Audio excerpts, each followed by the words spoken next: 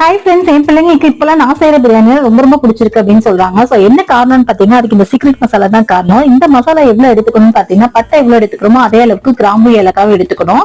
So மத்தபடி பாத்தீங்கன்னா star நட்சத்திரம் இருக்கு இல்லையா, அந்த சோம்போ அதுக்கப்புறம் வந்துட்டு ஜாதி திரியும் பாத்தீங்க அப்படின்னா சும்மா ஒரு கைப்பிடி அளவுக்கு மட்டும் எடுத்துக்கலாம். ஒரு ட்ரையான மிக்ஸி ஜார் எடுத்துக்கோங்க. எடுத்துட்டு நம்ம எடுத்துக்க பட்டையை சேர்த்துக்கலாம்.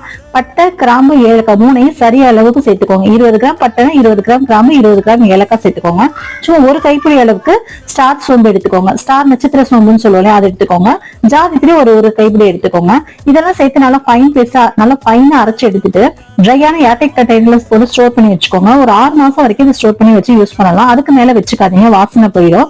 இது பாத்தீங்க அப்படின்னா பிரியாணி செய்றீங்கன்னா 200 கிராம் அரிசிக்கு 1 டேபிள் ஸ்பூன் அளவுக்கு மசாலா சேர்த்துக்கோங்க. சிக்கன் பிரியாணி அப்படின்னா, மட்டன் பிரியாணி அப்படின்னா இன்னும் ஒரு 1/2 ஸ்பூன் சேர்த்துக்கோங்க. நார்மல் வெஜிடபிள் சாதம் செய்றீங்க அப்படின்னா ஒரு 1/2 ஸ்பூன்ல இருந்து 3/4 ஸ்பூன் வரைக்கும் சேர்த்துக்கோங்க.